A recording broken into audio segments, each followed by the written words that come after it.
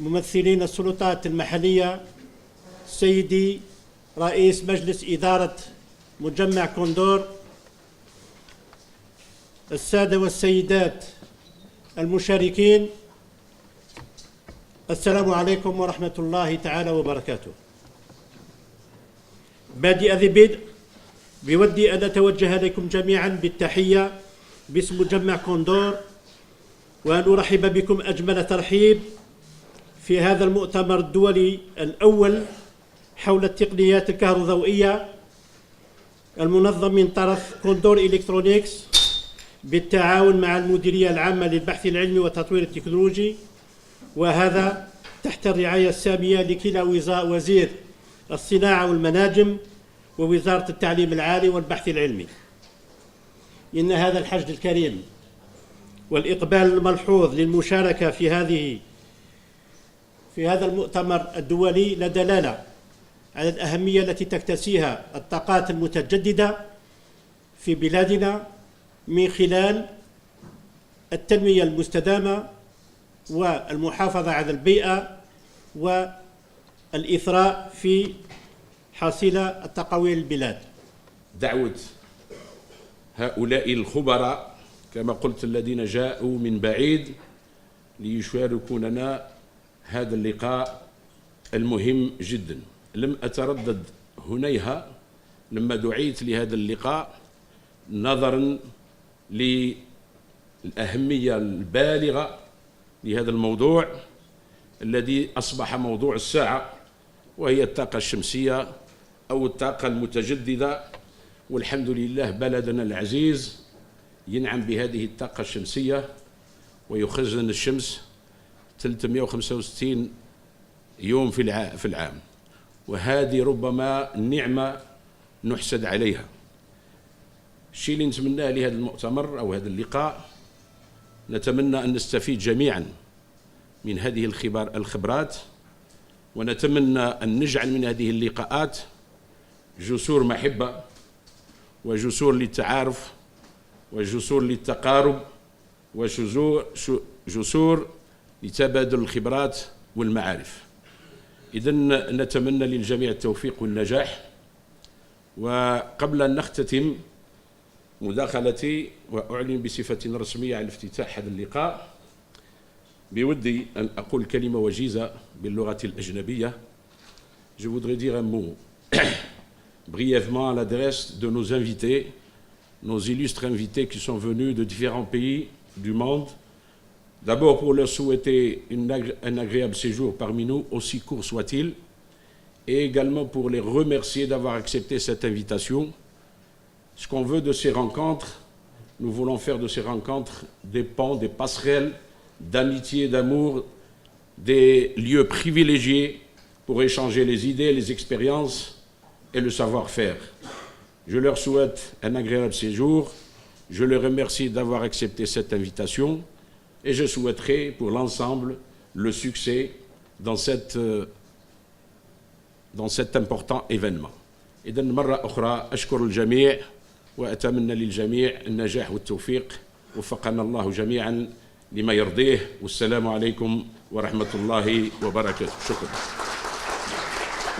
À l'occasion de la tenue du séminaire international sur les technologies du solaire photovoltaïque, que la ASPIA Condor Electronics a le privilège d'organiser en collaboration avec la Direction générale de la recherche scientifique et du développement technologique, sous le haut patronage de Monsieur le ministre de l'Industrie et des Mines et Monsieur le ministre de l'Enseignement supérieur et de la recherche scientifique. Mesdames et Messieurs, l'accélération du développement économique et social de l'Algérie a engendré un accroissement significatif de la demande en énergie.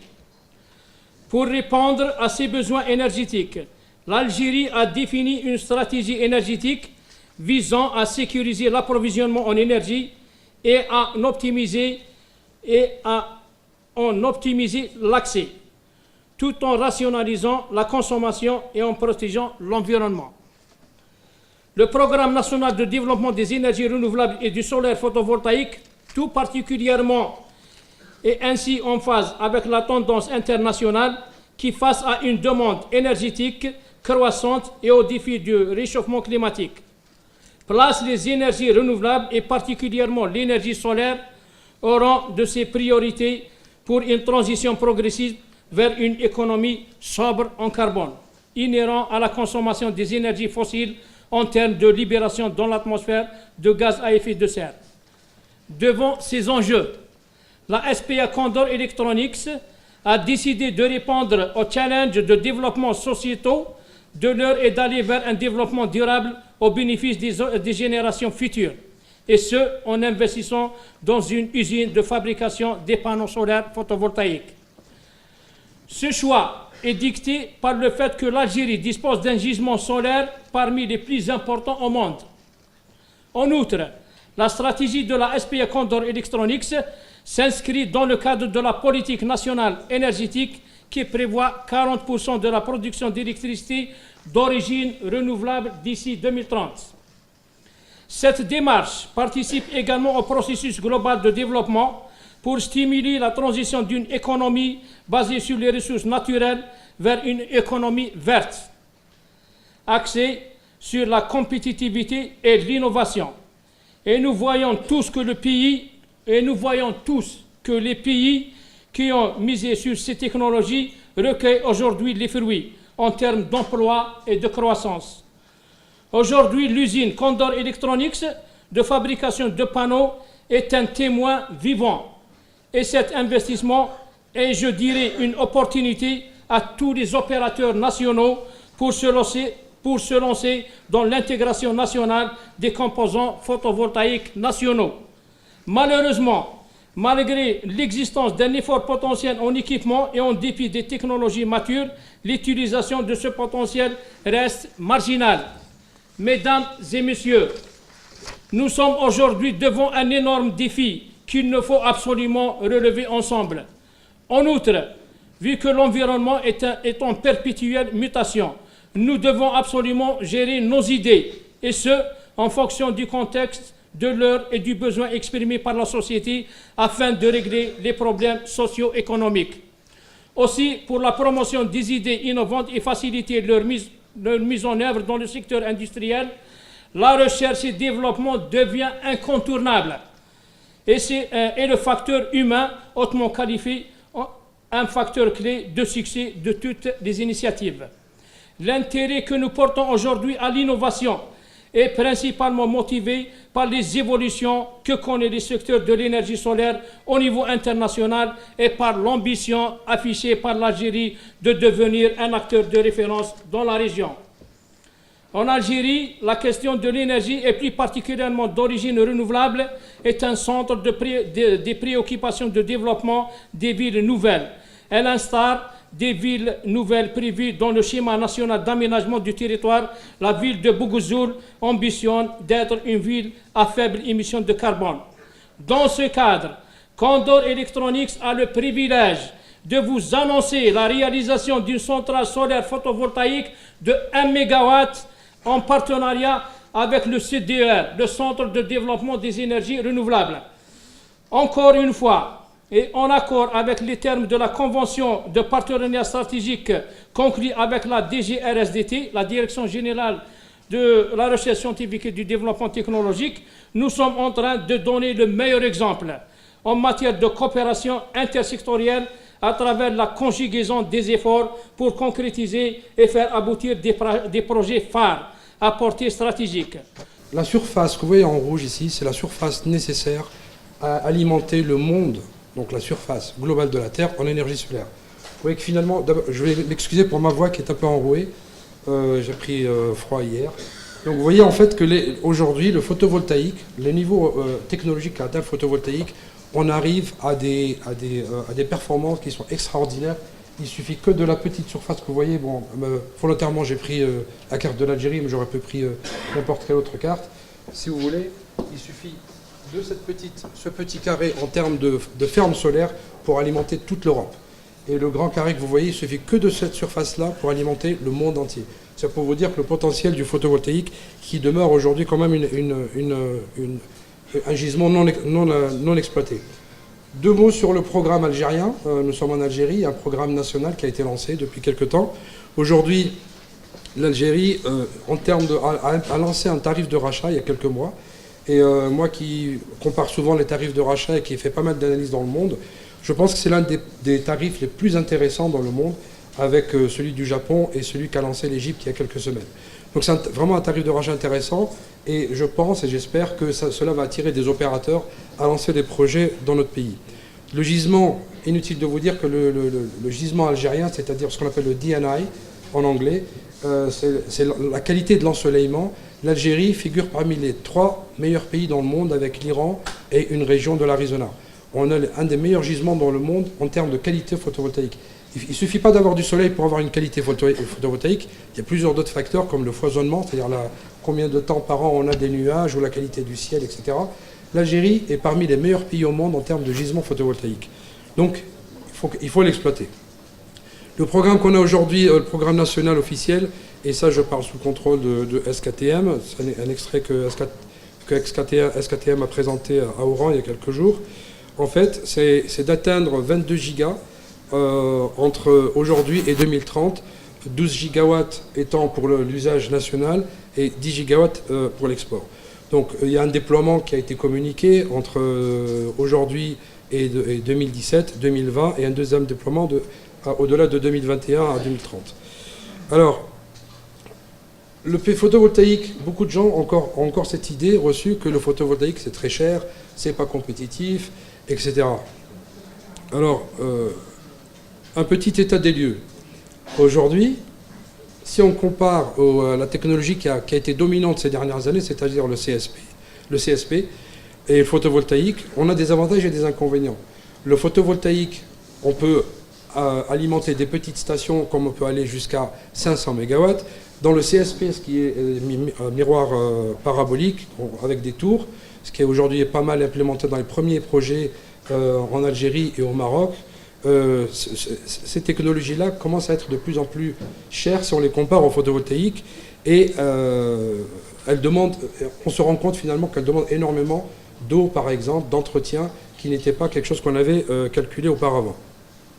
Un autre point très intéressant que je voudrais signaler, depuis quelque temps, la consommation dans le Maghreb, en termes de... Ça, c'est la consommation des ménages et de la consommation usuelle d'énergie. On voit en fait, on a ce qu'on appelle le pic des 18 heures. Ce pic des 18 heures, suivant les années, elle n'arrête pas d'avancer, d'arriver vers 16-15 heures.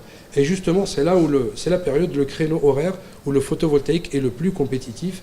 Donc finalement, l'argument de dire on fait du CSP parce qu'on a du stockage et parce qu'on peut alimenter au-delà du 18 heures commence à diminuer. Donc le photovoltaïque, in fine, et la consommation des ménages du Maghreb, finalement, donne vraiment une chance au photovoltaïque d'être extrêmement compétitif, et ça répond exactement à cette demande. L'autre point intéressant, depuis 2014, voire fin 2013, un point très intéressant, l'éolien, le photovoltaïque, est pour la première fois dans le monde moins cher que l'éolien. Pendant plusieurs années, les gens disaient l'éolien, c'est toujours 6 centimes de kilowattheure, 7 centimes de kilowattheure. Le photovoltaïque n'arrivera jamais à ces valeurs-là. Aujourd'hui, les derniers projets qui ont été donnés à Dubaï donnent des valeurs de 4 centimes, 5 centimes de dollars le kilowattheure. C'est extrêmement compétitif. Donc le photovoltaïque aujourd'hui est moins cher que l'éolien. Et l'autre point important à retenir, la capacité mondiale photovoltaïque depuis fin 2013 a dépassé l'éolien au niveau mondial. Donc ça, c'est d'autres points, je dirais, juste pour calibrer un petit peu les idées de cette technologie. Alors, où on en est d'un point de vue mondial? Aujourd'hui, si on compare beaucoup de secteurs industriels, le photovoltaïque reste quand même, si on compare même dans le high-tech, dans les écrans plats, les semi-conducteurs, qui est mon ancienne vie avant de rentrer dans le photovoltaïque, le photovoltaïque est l'un des rares secteurs où vous avez encore une croissance à 2 chiffres. Si on regarde depuis 2006 jusqu'à 2012, nous avons vu une croissance mondiale du photovoltaïque de l'ordre de 35 à 40%.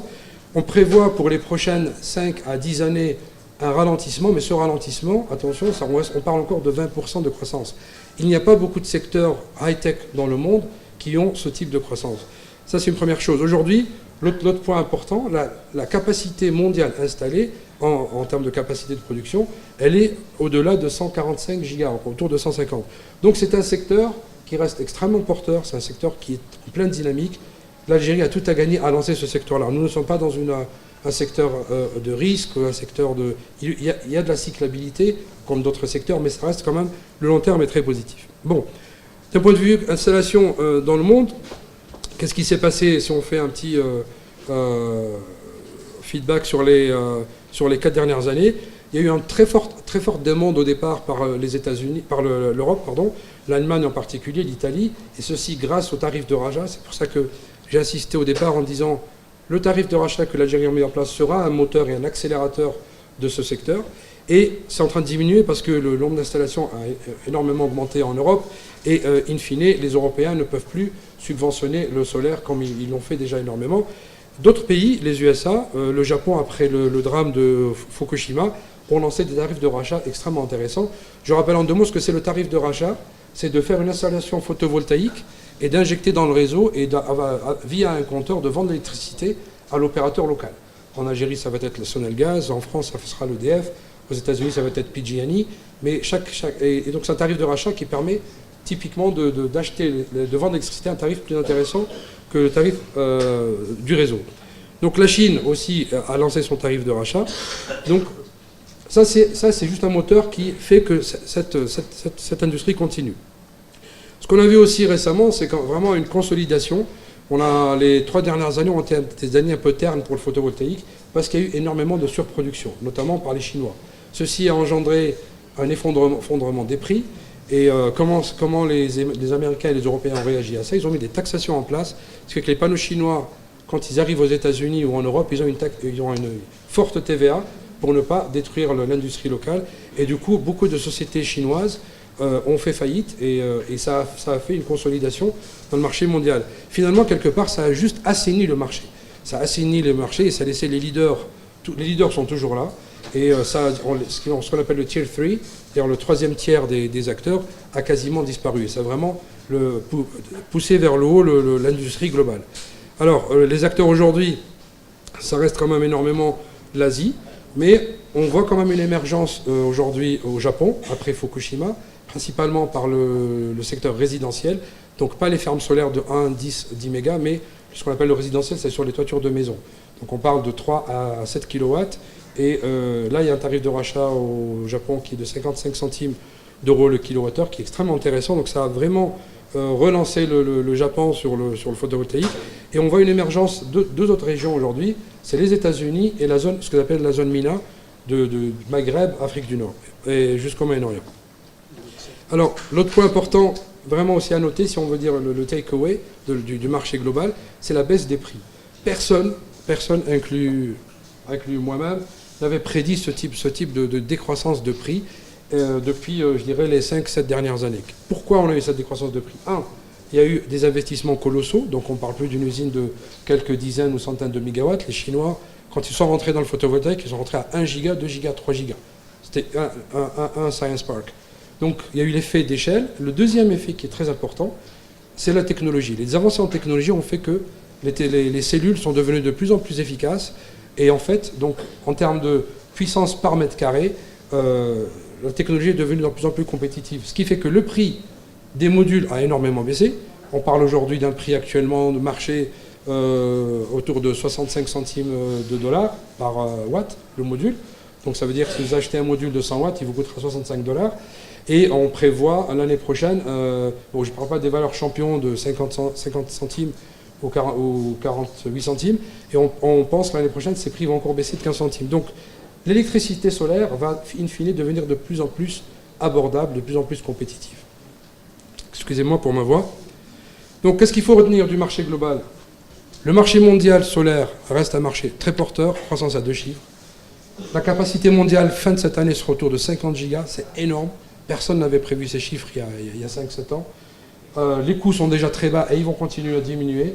L'Asie, bien que malmenée à cause de ces taxations qu'a mis en place les Européens et les Américains, continue à être un key players dans le domaine, et le coût de l'électricité est déjà à la parité. Et il y a quelques années, les gens comme Total ou des acteurs, je dirais, du top 3, top 5, prévoyaient la parité en 2020. Nous y sommes en 2014. Alors, faisons un petit zoom maintenant sur la zone MENA qui nous intéresse, c'est-à-dire Maghreb, Moyen-Orient. Aujourd'hui, ce qu'on constate, ce que vous voyez ici, c'est un peu tous les pays du Maroc, Algérie, Maghreb et tous les pays du Golfe. En fait, on a à peu près 16,5 gigas d'énergie dite renouvelable. Il y a dedans l'hydraulique. Et quand on voit finalement la part du solaire, elle est extrêmement petite. Et je veux dire, on ne peut, comment dire, it can only get better. On peut que s'améliorer aujourd'hui au niveau du photovoltaïque. Et il reste beaucoup à faire. On a des programmes un peu partout, du Maroc, Algérie, Arabie Saoudite, mais ça reste encore très très fragile, très préliminaire, très embryonnaire. Ça, c'est un peu les programmes officiels qu'on a d'un pays à un autre. Vous voyez, remarquez ici, vous avez l'Algérie, c'est les programmes, les targets, donc les cibles sur 2020 et 2030. Vous voyez un programme qui est assez intéressant. L'Iran a un des programmes les plus agressifs en termes d'implémentation de photovoltaïque. Après, vous avez l'Algérie, le Maroc, et qui sont aussi des autres key players, et l'Arabie Saoudite, qui lance aussi un programme énorme, ce qu'ils appellent le K-Care, donc qui est un programme, pour moi, qui est très intelligent, qui donne un tarif de rachat en fonction du contenu local. Et ça, pour moi, c'est un exemple, parmi les exemples qu'il y a à suivre, ça c'est un bon exemple, où le tarif de rachat devrait être indexé sur le contenu local. Entre un opérateur qui va faire 100% d'importation et un opérateur algérien qui va prendre du module Condor, un onduleur d'une autre entreprise algérienne Condor, etc., structure métallique ici, c'est pas normal. Il vaut mieux encourager l'acteur local à avoir un tarif de rachat plus intéressant. Ça ne fait qu'encourager toute la supply chain et créer bien sûr des emplois, comme l'a dit mon ami M. Belhamada. Alors, comme je l'ai dit avant, on est déjà à la parité. En Arabie Saoudite, où le pétrole est vraiment pas cher, aujourd'hui, le photovoltaïque en Arabie Saoudite est moins cher que le oil, ce qu'on appelle oil parity. Donc c'est vraiment le secteur vraiment ne demande maintenant qu'à décoller, qu'à démarrer. Et donc l'Arabie Saoudite doit finaliser son tarif de rachat fin de premier trimestre 2015. L'Égypte a lancé un tarif de rachat il y a à peu près un mois. Il y a énormément de projets en Égypte. L'Algérie a lancé son tarif de rachat. On entend parler de beaucoup de sociétés qui veulent lancer leur ferme solaire. Mais pareil, il serait bien que ce tarif de rachat, si j'ai un peu un message à lancer, que ce tarif de rachat ou que les conditions favorisent les acteurs locaux comme Condor.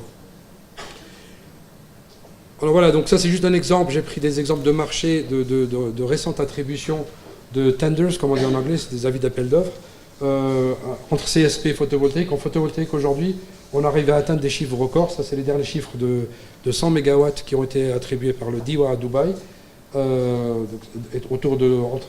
y avait même du 4,5 centimes de dollars le kilowattheure par First Solar.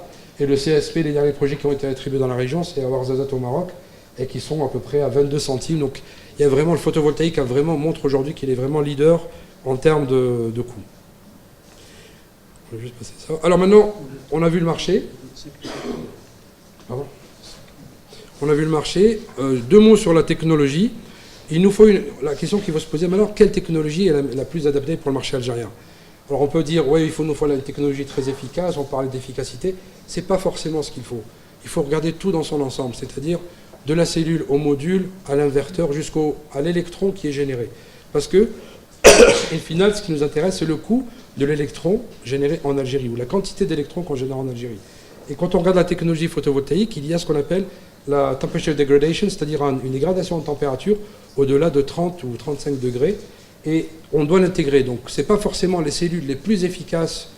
Si on prend du monocristallin à 25%, il sera probablement moins performant en Algérie à Hassi Messaoud qu'un multicristallin à 17%. Donc c'est ce que je voulais dire. Excusez-moi pour ma voix qui s'éteint plus j'avance. Alors, oui, qu'est-ce que je dis? La vague des 3 dernières années était une vague de gigawatt investment, c'est-à-dire j'investis des gigawatts et des gigawatts, on arrive à un plateau. Pour les 5 prochaines années, on attend que les prochaines waves seront des waves technologiques. C'est vraiment les gens qui auront la technologie qui seront les leaders. Je vais un petit peu avancer. Alors, il y a beaucoup de technologies qui existent dans le marché pour faire son choix. Nous, ce qui nous intéresse pour notre pays, c'est un minimum de bonne efficacité, une température d'un coefficient de dégradation le plus bas possible. Si on fait du manufacturing en Algérie, nous souhaitons que si on fait une usine en Algérie, que les équipements puissent être utilisés sur 1, 2, 3 générations, donc évolutivité, et pouvoir aussi bénéficier de tous les substrats qui existent dans le marché, le P et le N.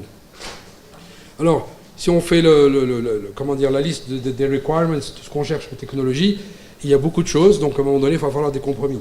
Donc il y a ici des abréviations.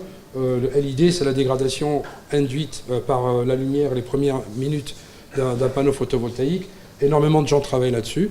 Les Taïwanais, les Chinois, le PID, Potential Induced Degradation, ça c'est des nouvelles avancées technologiques qui vont permettre de garantir non plus 25 ans de durée de vie d'un module, mais 30 à 40 ans. Aujourd'hui, Sharp est en train de travailler sur des technologies, ce qu'on appelle du PID free, donc sans dégradation, pour garantir 40 ans pour la durée de vie d'un module. Donc il y a énormément de thématiques. Ma présentation est très longue, je suis là les 2 jours, donc celui qui veut détailler, il n'y a aucun souci. Et donc ce que je disais tout à l'heure, ce que vous voyez dans la courbe de droite, c'est vraiment les dégradations en température des panneaux photovoltaïques. اليوم في الملتقى الدولي حول تكنولوجيا الطاقة الشمسية اللي يستضيف عدة خبراء من عدة دول أجنبية وخبراء جزائريين اللي عندهم خبرة في المجال هذا. أنا موجود مع السيد الوالي ولاية برج بوعراريج للإجابة على كل أسئلتكم المتعلقة بالموضوع هذا. في الحقيقة أن القطاع هذا والنشاط هذا هو جديد بالنسبة للعالم كله وجديد بالنسبة للجزائر، ولكن احنا دخلنا في إطار سياسة الدولة اللي راهي تشجع في الطاقات المتجددة، ولأن هناك بوتنسيال كبير، بوتنسيال ضخم في الجزائر اللي يسمح باش ننتجوا الكهرباء للجزائر وننتجوا الكهرباء للعالم وتصديره خاصة إلى أوروبا. صحيح أنه تجاريا لا أعتقد أنه سيكون هناك ربح خلال حتى العشر سنوات القادمة، ولكن كوندور بصفتها مؤسسة مواطنة وعندنا واجب نتاعنا، الواجب نتاعنا باش نكونوا في الريادة وباش نوريو الطريق للمؤسسات الأخرى باش نحسنوا، أو على الأقل ولأول مرة في التاريخ تكون الجزائر عبر من ضمن الدول الرائدة في المجال هذا. Il faut d'abord poser le problème au ministère concerné. Et je suis tout à fait d'accord avec vous pour dire que c'est anormal, inadmissible et inacceptable que le 3G ne soit pas opérationnel au niveau d'une wilaya quand même industrielle, une wilaya électronique par excellence, qu'on appelle la capitale de l'électronique. Je suis entièrement d'accord et parfaitement d'accord avec vous pour dire que c'est inadmissible et inacceptable. Et nous sommes en contact permanent avec la ministre, Madame la ministre, avec les responsables centraux, pour essayer bien sûr d'accélérer et de réaliser ce projet. Pour la deuxième question, pour certains projets bloqués. Pour le moment, nous n'avons pas de projet bloqué. Nous avons le CalPIREF, la commission de Wilaya qui est présidée par M. Louali en personne, qui reçoit les demandes de projets. Mais bien sûr, c'est à nous de faire le tri, de sélectionner. Et je vous dis que nous avons pas mal de projets qui sont déjà opérationnels, d'autres projets qui sont en cours de réalisation. Je citerai, à titre d'exemple, à titre illustratif, nous avons une grande usine qui est pratiquement en voie d'achèvement par M. Rabrab, c'est Vital, qui va employer 3200 postes de travail permanents. Je dis bien 3200 postes de travail permanents. Bien sûr, il faut inclure les effets induits, et les effets d'entraînement, les emplois indirects. Ça va créer une dynamique économique, une dynamique sociale au niveau de cette wilaya. Au niveau d'une petite localité qui est Ixter, que les gens de la ville connaissent parfaitement, nous allons créer dans une année 4000 postes de travail permanents. Nous avons juste à côté le port sec, qui est une structure extrêmement importante pour la wilaya, pour les industriels, pour les opérateurs économiques, qui est également en voie d'achèvement. Et Monsieur le Premier ministre nous a demandé officiellement et solennellement de faire l'extension, de procéder à l'extension, compte tenu de l'importance économique et sociale de la wilaya. Donc j'ai cité quelques-uns. Nous avons diversifié l'investissement au niveau de la wilaya. Je cite à titre toujours d'exemple, nous avons 9 briqueteries qui peut-être seront opérationnelles d'ici 2 mois, 3 mois. et nous aurons la plus grande briqueterie d'Afrique, 260 000 tonnes an, qui est pratiquement en voie d'achèvement. Nous avons pensé également à l'hôtellerie, et je ne vous cacherai pas qu'on avait, depuis mon installation, à la tête de cette wilaya, nous avons organisé un congrès médical international sur l'oncologie, où nous avons reçu d'éminents professeurs des États-Unis, de France, de Suisse, algériens également, les 3 frères Bendib qui sont de la région, le professeur Ralouèche qui est chef service à Paris et qui est également de la région, où nous avons été obligés de transporter ces professeurs vers Sétif. Et ça a été un déclic et une prise de conscience pour nous, autorités locales, pour encourager l'hôtellerie. Et nous avons, je ne dis pas le tourisme, je dis l'hôtellerie, les capacités d'accueil. Nous avons actuellement 15 hôtels en cours de réalisation. Et nous avons l'exemple, le bel exemple, l'hôtel Ibn Hamad, le groupe Condor, alhamdoulilah, c'est une fierté pour la wilaya, pour l'Algérie.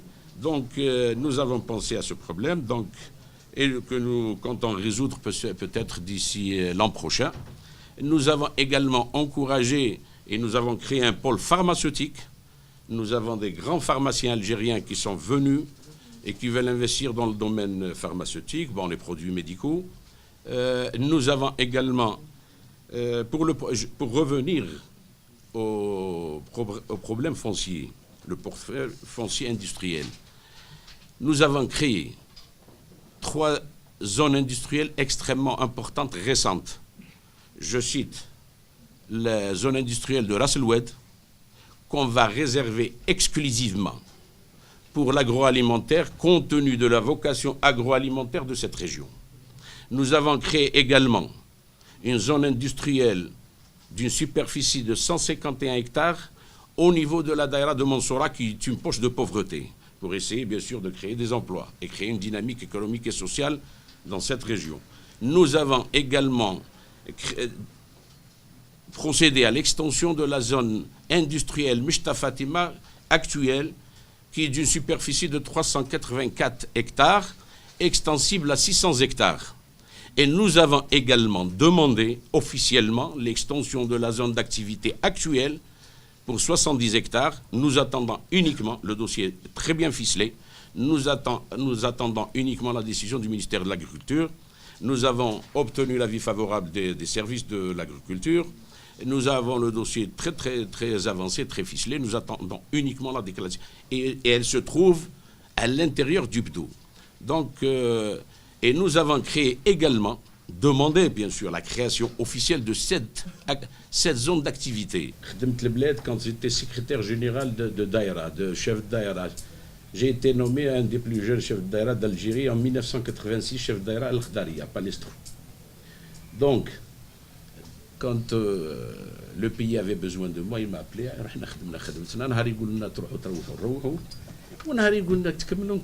Donc on est au service de l'État algérien. Je dis bien au service de l'État et au service de citoyens. Je le dis souvent au président d'APC, aux responsables locaux, nous sommes là pour servir le citoyen et non pas pour la servir. Donc pour répondre à votre question, je m'attendais à ce que vous me disiez, vous êtes apprécié par la population. J'aurais aimé que vous me le disiez. Alhamdoulilah. Vous pouvez sortir, ou sortir, alhamdoulilah. Quand on a la majorité relative, 50 plus 1, on dit alhamdoulilah. Donc, pour répondre نرجع للسؤال تاع الخبر تاع قال كاين تتكلم على توسعه المنطقه الصناعيه تاع مشتا فاطمه، ولكن الاشغال لم تنطلق بعد.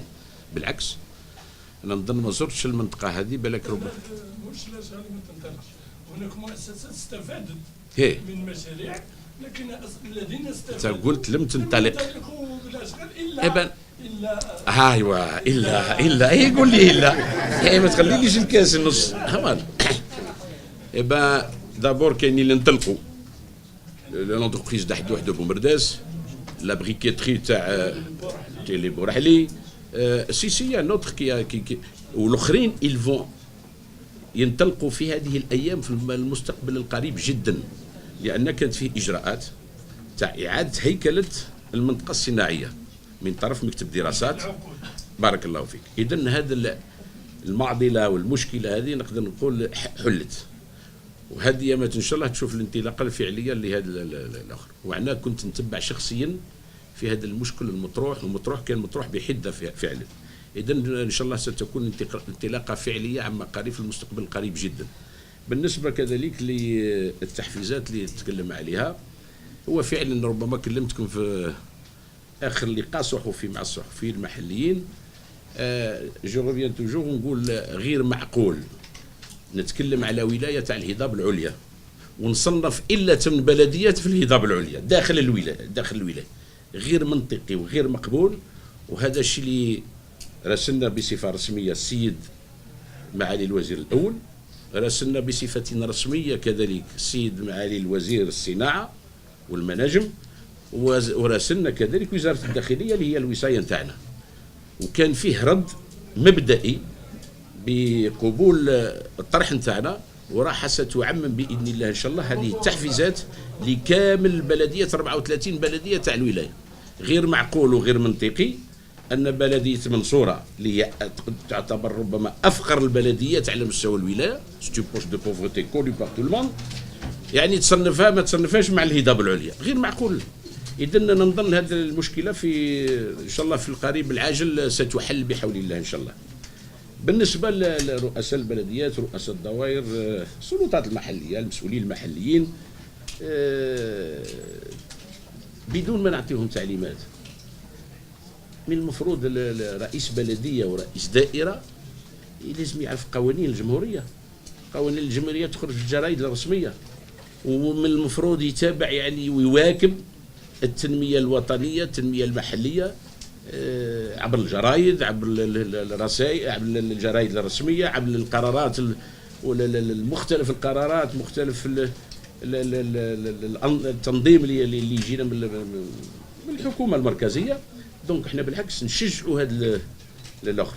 علاش ربما كنا متخوفين من هذه الطاقة الشمسية، هو المتدخل قالها، لأن كانت التكلفة في البداية كانت غالية، نهضروا صراحة، سيتي ان كو تري تري زيلفي اكسيسيفمون شير. بصح لكن الانسان افيك لامورتيسمون كون تو يوتيليز لينيرجي سولير دون 5 6 ans يعني تلقى روحك مستفيد جدا، بينيفيسيير اون فان كونت. دونك الناس كان فيه التخوف هذا، نظن هذا التخوف زال، وربما الاخصائيين الخبراء تكلموا عليها مش انا اللي تكلمت عليها. اذا كاين ان بوزوان تاع امبران نروحوا ليه، ما عندنا حتى مشكل، مادام احنا لو ستاتي جوريديك تاعنا يسمح لنا. اون ني باسي دوبوي ديجا 3 ans du statut de SARL à statut SPA, justement pour ouvrir les horizons de financement de différentes sources de financement, soit aller à la bourse, faire des emprunts obligataires. Alhamdulillah, pour le moment, les banques publiques marchent avec nous, les banques publiques nous font confiance, on n'a pas besoin d'emprunts obligatoires pour le moment. هناك عدد 7000 عامل في برج بعرة، في مدينة برج بعرة ريج، يشغل منها 4500 عامل كوندور. المصنع هذا راه يشتغل بحوالي 80 إلى 90 عامل حاليا، ولكن إذا كان زادت الطاقة الإنتاجية، إذا كان زادت التسويقية، راح على الأقل يوصل 800 عامل. يعني لازم يكون سيستم دو 3-8، لازم يكون. ولكن المهم كذلك في النشاط هذا سي لي بوست دومبلوا اوفير، مناصب الشغل للناس اللي رايحين يقوموا بتركيب هذا التجهيزات. هذا مجال واسع ومهم جدا بالنسبه للشباب الجزائري اللي راح يكون مناصب الشغل على مستوى الوطني. انا يعني بدون من كيما نقول سونس اكزاجيراسيون، على الاقل 20,000 منصب شغل تقدر تفتح في الميدان هذه في السنوات القادمه. ما زلنا ما درنا حتى بلانت. اون انفيزاجي دو ديبوزي بلانت auprès de la RPT et nous sommes en train de voir si c'est possible juridiquement d'aller à cette agence. D'après ce que j'ai compris, on n'a pas le droit de déposer plainte au niveau. La loi ne le permet pas. Il y a des institutions particulières où la RPT doit s'auto-saisir, je pense, quand il s'agit d'un problème pareil. On ne va pas demander à Sonelgaz de commencer à acheter maintenant. On va commencer par une expérience d'1 mégawatt avec la DGRC, avec le ministère de l'Enseignement supérieur. C'est un bon début à Boukzoul. On veut donner l'exemple. Les responsables veulent du concret. Et on va leur donner le concret. Après, on parlera des affaires commerciales. Nous sommes en train de parler d'un secteur stratégique. لكل العالم راه يتكلم عليه الانرجي سولار هذا وراه كيما شفتوا الانترفونسيون تاع الدكتور باكلي لا تكنولوجي en train de changer chaque jour et bien sûr on ne veut pas s'engager dans une technologie au dépend d'une autre ولهذا الدراسه لازم تكون عقلانيه لازمنا نمشيو بهدوء ولكن هذا سيتان بروجي استراتيجيك اللي ما لازمش نخمو الان في الربحيه ولكن نخمو على الاجيال نفكروا على الاجيال القادمه. المراحل القادمه هي الاوتوماتيزاسيون تاع المصنع اللي راه موجود والمرحله الاخرى هي صناعه لي سيلول هي بالذات اللي تطلب استثمار كبير. الاسواق اللي حنتعرضوا فيها المنتوجات تاعكم؟ احنا نبداو بالسوق الجزائريه ونمشيو للسوق الشمال افريقي. المجال الإنارة العمومية في الجامعات في لي رولي لوطوروت المناطق النائية لي فارم إلى آخره. Dont on a besoin. Donc on a déjà deux avantages clés. Maintenant, on est en retard, on est en avance. Si je compare du Maroc jusqu'au Moyen-Orient, on est en train de rattraper le retard, je dirais aujourd'hui, mais on n'est pas en avance. Clairement, on n'est pas en avance. Et il nous manque, je dirais, peut-être 2 ans ou 3 ans d'écart par rapport à des pays comme le Qatar ou l'Arabie Saoudite, qui ont déjà lancé du manufacturing, donc la fabrication de cellules et de panneaux solaires. Alors que nous avons largement les capacités de le faire en Algérie. L'autre chose, que ce soit tous ces pays-là, parce qu'on voit à quelques exceptions, l'État met en place les mécanismes pour que le privé prenne le leadership et que le privé démarre ces industries. Et tout le cadre juridique, le cadre d'import-export, le cadre préférentiel national, et ça c'est très important, que l'État accompagne le privé, mais il vaut mieux que le privé le fasse, parce que si on regarde les pays où le photovoltaïque a le mieux marché, la Chine, les États-Unis, le Japon, c'est jamais l'État qui se substitue au privé, c'est vraiment le privé qui prend le leadership et qui développe ces technologies. C'est fini, les prix ils ont baissé. Les prix, je montrais ce matin, les prix ont énormément baissé. On arrive à être à la parité réseau dans des pays comme l'Arabie Saoudite, Dubaï, où déjà l'électricité est vraiment pas chère. Ça veut dire que la technologie aujourd'hui est apte à être très compétitive avec le prix du réseau, le prix des énergies fossiles.